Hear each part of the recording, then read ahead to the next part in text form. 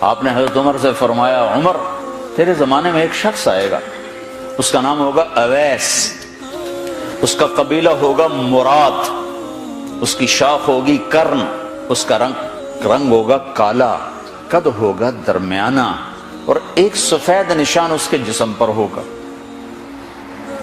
جب وہ آئے تو تم اس سے دعا کرانا، علی تو بھی کرانا، عمر تو بھی کرانا، اور میں قسم کھا کے کہتا ہوں کہ اویس جیسوں سے دنیا بھر جائے تو عمر و علی کے ایک بدن کے بال کے برابر نہیں، لیکن اس کے ذریعے سے ایک پیغام آگے پہنچانا تھا۔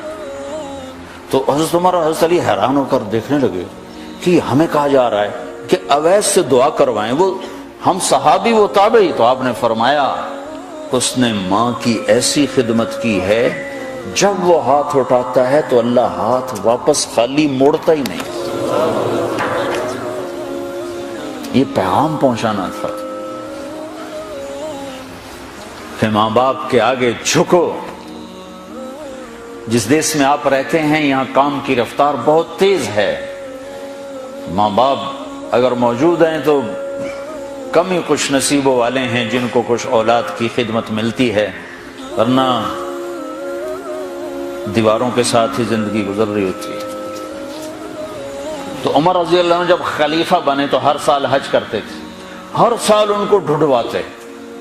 اب مجھے یہ نہیں پتا درمیان کے کوئی سال ہوں گے کہ ایک سال آپ نے حج پر سارے حاجی اکٹھے کر لیے، ایسے اپنے سامنے کا کھڑے ہو جاؤ، سب کھڑے کر لیے، کہنے لگے بیٹھ جاؤ سارے یمن والے کھڑے رہو، تو سارے بیٹھ گئے، یمنی کھڑے رہے، کہ سارے یمن والے بیٹھ جاؤ، قبیلہ مراد والے کھڑے رہو، تو سارے یمنی بیٹھ گئے، مراد والے کھڑے رہے۔ اس سال میں یمن گیا جماعت میں تو اویس کرنی کے گاؤں گیا، ان کی جگہ پیدا ہوئے، جو ان کا قبیلے کے لوگوں سے ملا، اس علاقے سے گزرا، دیکھا کہ اچھا یہاں وہ ہستی پیدا ہوئی تھی، خشک پہاڑ ہیں، بالکل خشک پہاڑ۔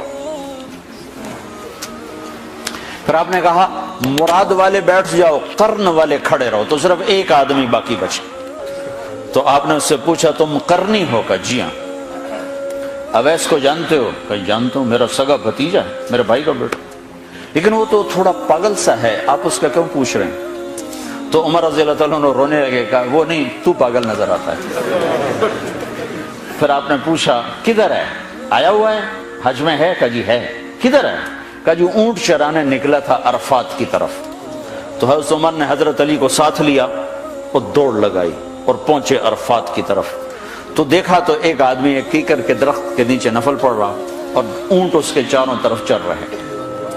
تو یہ دونوں حضرات بیٹھ گئے، تو انہوں نے اویس نے محسوس کیا کچھ آ گئے لوگ، تو انہوں نے نماز مختصر کر دی، سلام پھیرا۔ تو حضرت عمر نے پوچھا کون ہو بھائی؟ کہا جی مزدور ہوں۔ کہا تیرا نام کیا ہے؟ کہا جی اللہ کا بندہ۔ کہا بھائی ہم سارے کے بندے ہیں، میں پوچھ رہا ہوں جو نام تیری ماں نے تیرا رکھا وہ کیا ہے؟ تو وہ تو پہچانتا نہیں تھا کہ عمر کون ہے، علی کون ہے، وہ تو پہلی دفعہ حج پہ تھا۔ وہ کہنے لگا تم کون ہو میرا انٹرویو کرنے والے؟ انٹرویو تو میں اپنی طرف سے کہہ رہا ہوں۔ میں کہا تم کون ہو میرا پوچھنے والے؟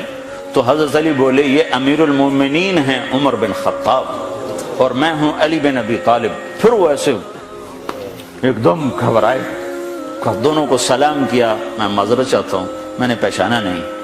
تو عمر رضی اللہ عنہ نے فرمایا ہاتھ اٹھا، ہاتھ اٹھا۔ برمنگھم والوں کو پیغام پہنچے کہ ماں کی خدمت کیسے کی جاتی، کہ عمر جیسا ہاتھ اٹھوا رہا ہے، علی جیسا، علی جیسا۔ تو وہ کہنے کہ میں آپ کے لیے کیسے ہاتھ اٹھاؤں، میری اوقات ہے کہ میں آپ کے لیے دعا کروں؟ کہاں، ہمیں ہمارے نبی کا حکم تھا کہ اویس آئے تو اس سے دعا کروانی ہے، کہ جب وہ ہاتھ اٹھاتا ہے تو وہ ہاتھ خالی نہیں آتے۔